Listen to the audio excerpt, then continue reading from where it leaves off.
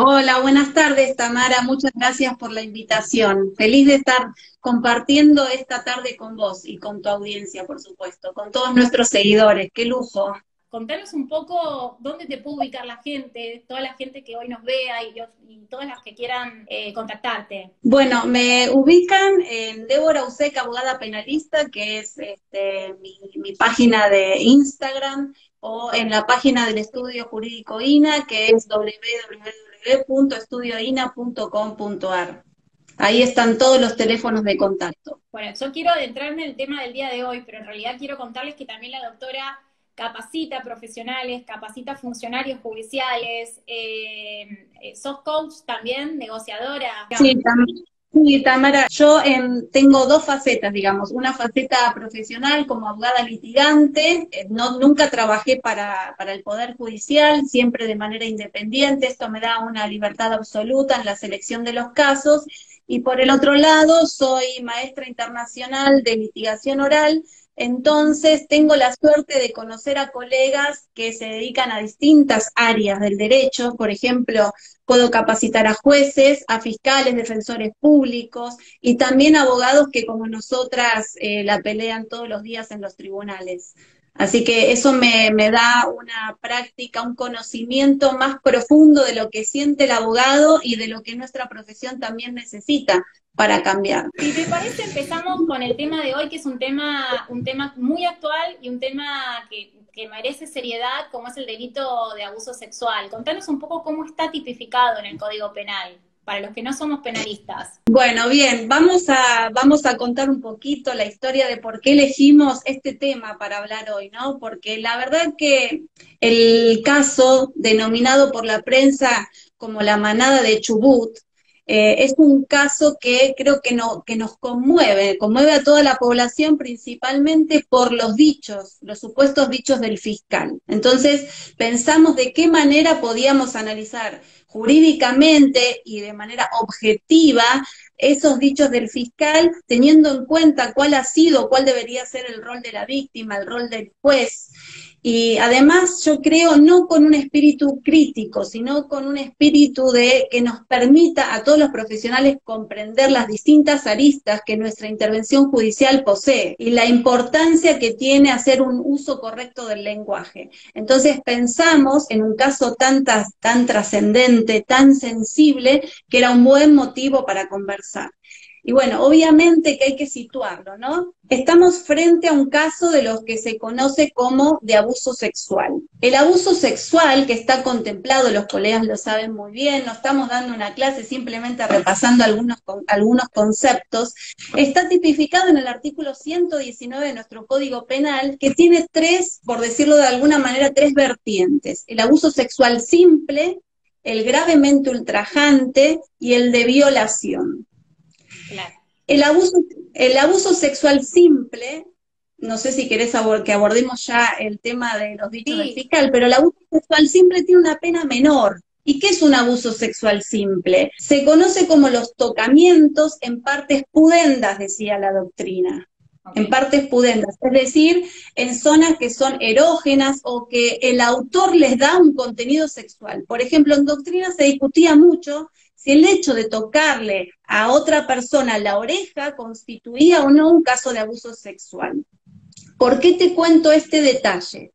Porque lo que se analizaba era la faz subjetiva, es decir, cuál había sido la intención del autor, si había sido una intención libidinosa o de contenido sexual, y de ahí viene el término desahogo sexual, si él con esa acción estaba cumpliendo sus apetitos sexuales. Por eso no es lo mismo el tocamiento en sí, que no constituye un agravio, porque no tiene Sí, ese carácter, que el que sí. sí lo tiene. Por eso el fiscal, adelantando un poquito la opinión, utilizó una frase que hoy resulta desafortunada a partir de la evolución que tuvo nuestro derecho penal. Es una frase que se utilizaba antiguamente. Vos podés agarrar cualquier libro de doctrina de los más autores destacados, como por ejemplo Edgardo Dona, que él Claro. utilizaba también este término. O sea, Entonces, tiene que ver con eso el abuso sexual. o Tiene sea que que ver con el contenido que... desahogo sexual que fue tan mal tomado por la sociedad, y podemos entender por qué, porque estamos en un caso sensible y estamos situándonos en una víctima de un delito de este estilo. Quizás lo que me estás insinuando es que quizás el fiscal le quiso dar una terminología jurídica que no fue feliz en el contexto, que de hecho él se arrepintió, de hecho. ¿O cómo lo podemos titular esto? O sea, ¿cómo aparece el desahogo sexual en el dictamen? Él lo puso porque creyó que jurídicamente, te estoy pidiendo que hagas una deducción que es imposible, pero para que lo entendamos, ¿por qué termina hablando de desahogo sexual? Mira, Tamara, varias cosas para decir al respecto. Sí. En primer lugar, el término sacado de contexto es lo que genera en las personas, en todos nosotros, un repudio muy fuerte. Pero yo creo que no es el término que él utilizó, sino la posible impunidad que podrían llegar con la cual podrían llegar a beneficiarse los autores, ¿no? Entonces, si bien, mira, en el derecho penal se discute, hay distintos tipos de teorías del delito. Una de ellas es la teoría subjetivista, que se pone en el lugar del autor. ¿Qué es lo que el autor sintió al momento de cometer el hecho? ¿O cuáles fueron los móviles que lo llevaron a actuar de una determinada manera? La teoría más objetiva, la teoría de la imputación objetiva, que es la que yo más sigo, excluye ese análisis. ¿Por qué? Porque vos no podés entrar en la subjetividad del autor. Eso violenta el principio constitucional del acto. Porque si vos te pones a pensar todo lo que el autor imaginó, pensó, sintió, podés llegar a incriminar acciones que deberían quedar en un ámbito reservado. Entonces, hoy en día, siglo XXI, prácticamente hay pocas sentencias que analizan el tipo penal bajo esta tipología, bajo esta manera. Entonces, que el fiscal se ponga a analizar qué es lo que sintieron los supuestos autores de un delito al momento de cometer el abuso, no estaría del todo correcto, no sería muy correcto, a mi modo de ver, y con todo respeto también lo digo. Ahora bien, supongamos que hemos aprendido mucho acerca de cuál sería el lenguaje correcto, ¿no? Tenemos la ley Micaela, por ejemplo, que nos obliga a todos los operadores judiciales, a los funcionarios públicos de todos los poderes del Estado a capacitarse en cuestiones de género, en cuestiones de violencia de género. Entonces, yo creo que si esto hubiese sido una audiencia en un juicio oral, con presencia del público, o donde todas las partes estaban en vivo, el fiscal seguramente hubiese elegido algún sustituto para expresar este elemento del tipo subjetivo que requiere la acusación de él. ¿Se entiende? Entonces, de hecho luego él pide disculpas de alguna forma. Quizás, bueno, ahí entendió que la sociedad lo estaba interpretando, lo estaba juzgando por las palabras que había dicho. Pero como vos dijiste al principio, que esto ya entra en las penas que prevé este delito y este tipo penal, es lo que creo que más molesta en este caso es todo lo que hace a los hechos, que si querés lo relatamos o contanos un poco, estuviste investigando un poco mejor este tema, porque terminamos de una pena mayor a una pena menor y a una persona perseguida, excluida, atrás hay todo un trasfondo social. Bueno, mira, yo creo que siempre digo que el proceso acusatorio, que es precisamente el que rige en la provincia de Chubut, exige un análisis de los hechos.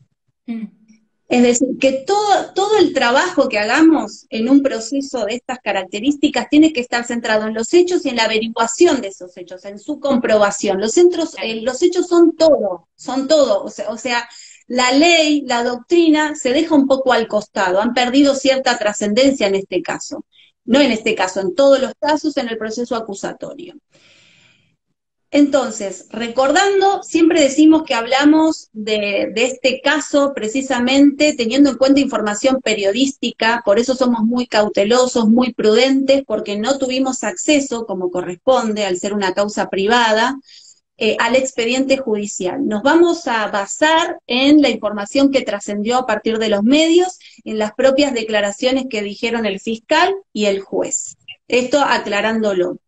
Lo que trascendió es que la violación, y aquí viene el detalle, que es el artículo 119, tercer párrafo, abuso sexual con acceso carnal, que prevé una pena de 8 a 15 años de prisión, se habría cometido en el año 2012, en septiembre del 2012. Hecho que permaneció en secreto hasta que la víctima, la supuesta víctima, a través de las redes sociales, hace una divulgación, una denuncia de estos hechos. Incluso individualiza a quien ella dice que son los autores. ¿Por qué hablo en potencial? ¿Por qué hablo en potencial? Porque también soy respetuosa de las garantías constitucionales y del principio de presunción de inocencia, ¿no? Entonces, toda persona es inocente hasta que un juez, en juicio oral y público, determine su culpabilidad, ¿sí? Esto lo dejo muy en claro. Ante todo somos también abogados.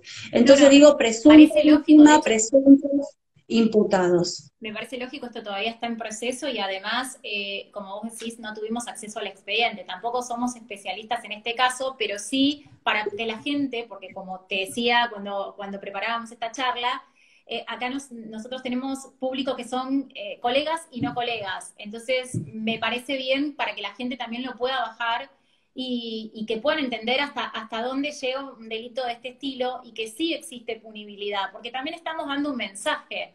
Me parece que de esta Exacto. charla quizás hay personas que estén pasando por esta situación o hayan pasado en esta situación y también que sepan que no es todo impune como se vende en los medios de comunicación, que sí existe justicia No. y hay penas. Por supuesto, Tamara, coincido con el mensaje. Yo siempre digo que la justicia no es fácil conseguirla, hay que luchar detrás de ella mucho tiempo, pero no hay que abandonar. Entonces, la víctima hizo esta denuncia pública a través de las redes sociales, según surge en los medios en enero del año 2019, hace muy poquito tiempo, en enero de 2019. Sí. Quiere decir que pasaron aproximadamente 7 años desde la fecha de comisión del delito. El fiscal que recién se hacía cargo de la fiscalía de Rawson toma conocimiento por la divulgación que tuvo el caso a través de las redes sociales y asume la investigación.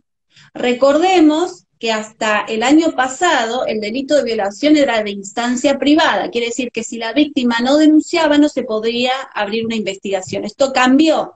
Entonces también se puede dar una discusión ahí respecto a si el fiscal tenía que aplicar la ley que modificó el artículo 77 del Código Penal, o tenía que modificar, aplicar la ley al momento del hecho. Hay muchas discusiones jurídicas muy ricas que se dan en este caso. Claro. Pero bueno, inició la investigación, pero obviamente necesita contar con evidencias para llevar la causa a juicio oral.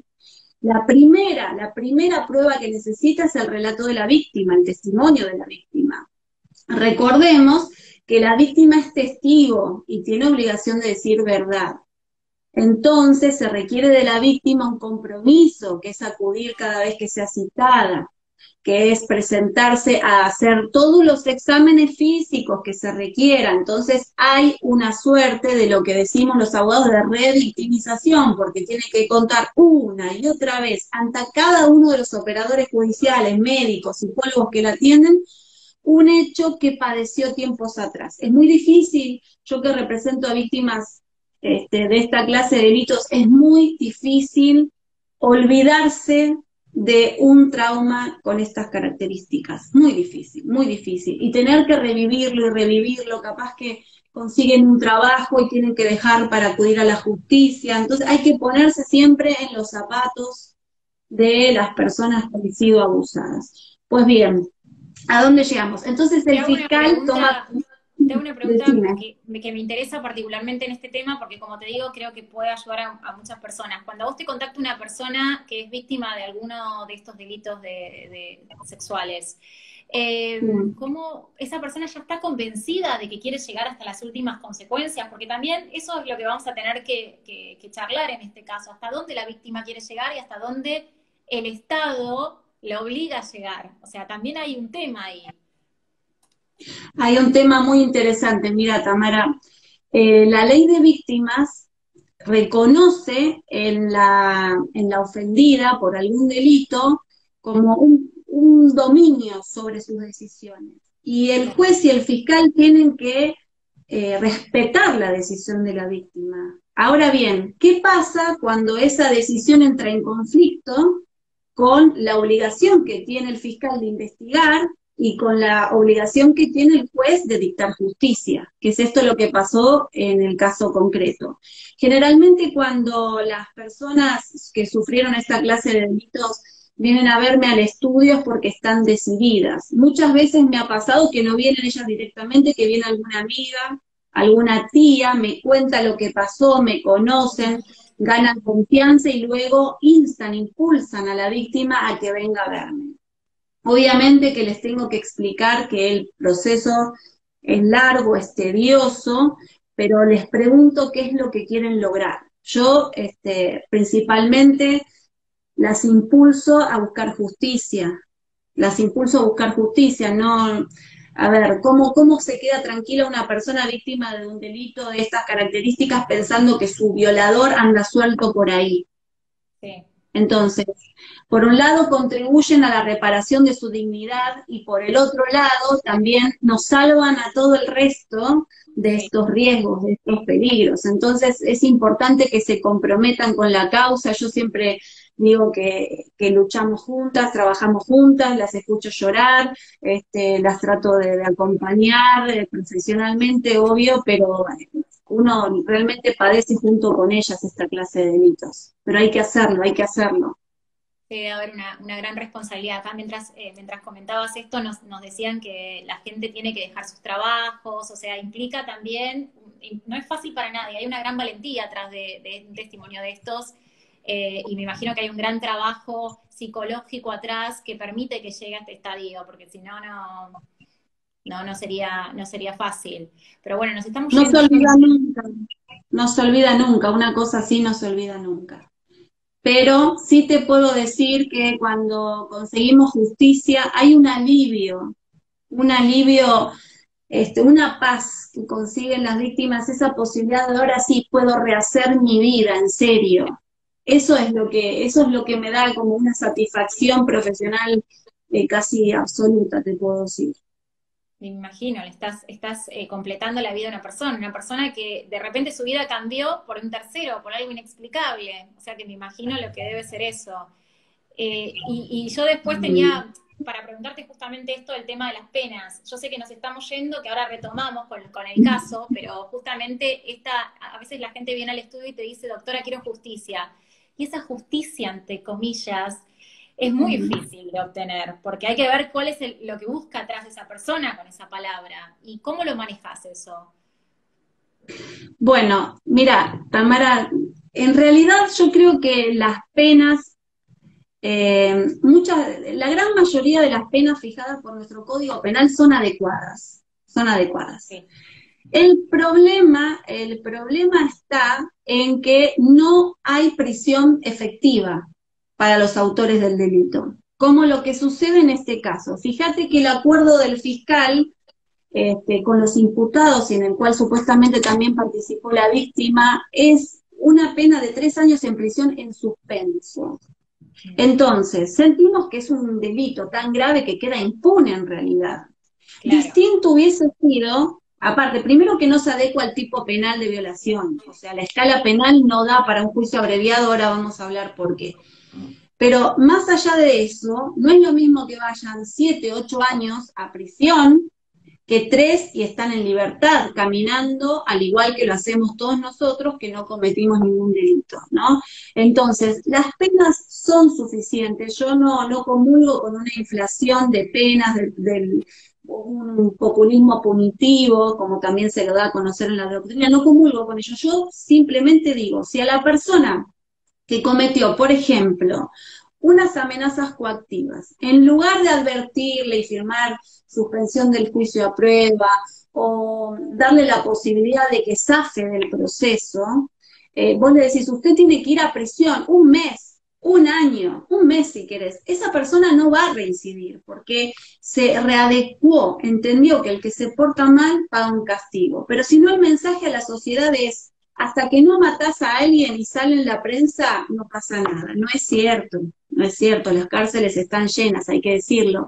Pero en esta clase de delitos que son tan sensibles, el proceso debe ser rápido, ¿sí? Lo suficientemente, no digo rápido de violentar etapas, ¿no? Rápido en la efectividad de la investigación, una vez que se reúne la investigación, rápidamente el juicio oral para lograr la condena o el sobreseimiento, la absolución. Pero bueno, en Argentina los juicios tardan años, salvo en este caso que en 1 año y medio ya tuvieron la oportunidad de firmar un juicio abreviado. Y contanos eso, ¿por qué no daba el delito, la calificación del delito para un juicio abreviado? Para los que no sabemos. Bien, son normas procesales las que regulan esto, entonces hay que ir, y eso es lo que hice, al Código Procesal Penal de la provincia de Chubut. Allí, en su artículo 355, dice que pueden firmarse juicios abreviados cuando la pena no sea superior a 8 años de prisión. Entonces, sin embargo, aquí vimos que si vamos a aplicar el delito de violación, la pena del delito de violación, es de 8 a 20, ¿sí? Entonces, pero además, recordemos que el fiscal adecuó los hechos a un tipo penal muy menor, que es el del abuso sexual simple. Por eso hablo de desahogo sexual, porque él no habló de violación, habló de abuso sexual simple, y que tiene una pena, según él lo consideró, que va de 3 a 10 años de prisión. Por eso toma 3 años, si no sería imposible. Tomó la pena de 3 a 10 años de prisión porque lo consideró agravado por la participación de 2 o más personas.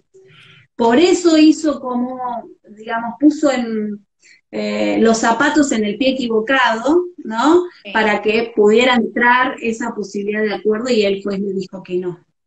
Claro. Claro, esto en realidad, porque no sé cómo se maneja el procedimiento, ¿lo arma en virtud de un pedido de ambas partes, víctima y imputados, o no son imputados, pero ellos dicen queremos hacer un acuerdo en este caso, o no es así como se maneja? Mira, generalmente hay una intención de los fiscales de descomprimir la justicia. A ver, ir a un juicio oral es tedioso, requiere mucho trabajo e investigación. Vos no podés llevar a un juicio oral un caso endeble, pobre de pruebas. Obviamente que aquí tenemos la dificultad de la fecha en que se cometió el hecho y la fecha que se empezó a investigar. Hay evidencias que se pudieron haber perdido, pero ojo, porque sabemos que en esta clase de delitos la acusación de la víctima es, no digo prueba absoluta porque sería un error, pero es una prueba muy, muy contundente. Y además que este hecho sucedió en un lugar donde estaba lleno de jóvenes, en una fiesta, no creo que hubiese sido muy difícil recabar testimonios, ¿no? Entonces, lo que se hace es una negociación prácticamente. Seguramente a propuesta de la defensa, de los defensores, de los abogados, de los imputados, negociaron con el fiscal y le dijeron, miren, vamos a asumir la responsabilidad. Significa esto, el juicio abreviado es que la persona se asume culpable, autor del delito. Claro. ¿Sí? Entonces, asume que participó en él y que lo cometió voluntariamente. ¿Sí? Claro. Y luego se negocia la pena, tal cual. Pero todo tiene un límite, no podemos negociar cualquier cosa. Lo importante es que tiene que ser acorde a la acusación que hizo el fiscal en el requerimiento de elevación a juicio. Entonces, si vos dijiste que la violaron, después no podés venir a decir que solamente la tocaron en una parte, en una zona erógena. Mirá la distancia que hay, es abismal. Claro, y por eso lo que pasa con el rechazo judicial luego. Claro, mira, esto suele suceder, pero se buscan acusaciones más acordes. Por ejemplo, en este caso pudieron haber adecuado, no sé, al mínimo, decir que fue una violación y acordar por el mínimo, el de 8 años. Claro, eso te iba a preguntar, ¿por qué 3?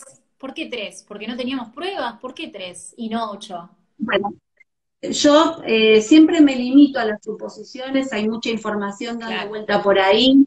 eh, se habla del poder adquisitivo que tienen los imputados, sus familias, el poder político, también de que la víctima no le interesaba ir a un juicio, porque vos tenés que pensar que como toda negociación hay un riesgo, vos podés obtener lo que querés o directamente perderlo todo y ir a juicio. Obviamente que el fiscal se encontraba con la dificultad probatoria y tal vez dice, voy a juicio, no puedo probarlo con la certeza que una condena me requiere y estos 3 imputados quedan impunes. Es una posibilidad, pero 3 años me suena, me da sabor a poco, ¿no? Me da sabor a injusticia. Creo que no fue para nada adecuado, no fue para nada adecuado según el marco, ¿no? El marco de los hechos. Y si yo me pongo en el papel de la víctima o el abogado, bueno, nosotras somos abogadas justicieras, queremos más en los casos. Vos tenés esa personalidad avasallante que claramente 3 años no hubiese sido tu caso este. No, no, yo no voy a acordar con esto, no, para nada. Claro. Yo llevé un caso de un tocamiento y fue 3 años de condena. Un tocamiento, una Claro. sola vez. O sea, no aceptaría, porque también hay convenciones internacionales, por ejemplo, la Convención de Belén do Pará, que exige, o sea, que le dice a los jueces, ojo, que la víctima tiene derecho a justicia, tiene derecho a ver en el banquillo de los acusados a su agresor. Por eso el fallo Góngora de la Corte Suprema no admite la suspensión del juicio a prueba en casos de violencia de género, ¿no? Pero vuelvo a decir, si bien es una negociación y sabemos que no va a ser lo mismo que la pena que puedan recibir en una condena 3 años, nos parece muy poco. Pero Sí. volviendo a una pregunta que me hiciste, Tamara, anterior y que no me quiero olvidar, ¿cuál es el rol del Estado en este caso? ¿No? Claro. Porque fíjate que, mira, sobre esto puedo decir varias cuestiones y espero no olvidarme, pero, por ejemplo, la víctima se ofendió con la divulgación de esta noticia. O sea, se ofendió porque los medios tomaron contacto, seguramente no de manera legal, no sé quién hizo trascender esta información que debió quedar privada, pero de que ella había llegado a un acuerdo económico. Entonces, esto es un mensaje que yo quiero dar a todas las personas que sean víctimas de delitos. Las redes sociales no son tribunales de justicia. O sea, cuando una persona denuncia públicamente que ha sido víctima de un abuso sexual, de una violación, de cualquier delito, le está dando la oportunidad al imputado, a su agresor, de romper todas las pruebas. Sí, muy bueno. Entonces, ahí no vas a encontrar lo que vos necesitas. Eso es un escrache. Yo escribí un artículo que se llama El escrache, la Inquisición del siglo XXI, que fue publicado en Clarín, y no corresponde hacerlo. Porque así como hay personas que realmente han sufrido, hay otras que se valen de este medio simplemente para difamar, para calumniar a otra persona. Entonces, hay que siempre acudir a la justicia, porque además, una vez que vos le abriste la puerta a los medios, como fue en este caso, después no se las podés cerrar porque a vos ya no te conviene. Claro, ¿no? La gente quiere saber, ¿qué dice el acuerdo? ¿Es un acuerdo justo? ¿La reparación económica es válida para la víctima? El derecho penal, los bienes jurídicos protegidos que precisamente el derecho penal tiene que cuidar y por los cuales se establece una pena, es negociable. La gente que tiene plata puede entonces encontrar más beneficios que aquella que no lo tiene, ¿no? Entonces, por eso que el juez que dijo, no, a mí que ustedes tengan plata no me va a privar a mí de cumplir mi rol, mi obligación. Este acuerdo, ¿qué es esta confidencialidad? ¿De qué estamos hablando? ¿No? Entonces, volviendo al tema de la víctima, digo, ¿la víctima es realmente libre de poder resolver? No quiere continuar con la acción. Quiere una reparación económica, le resulta suficiente, es más, le viene bien, supongamos, le viene bien, es correcto desde el punto de vista del fin de la pena, del fin del derecho penal que se pueda negociar, o es un contrato de objeto prohibido.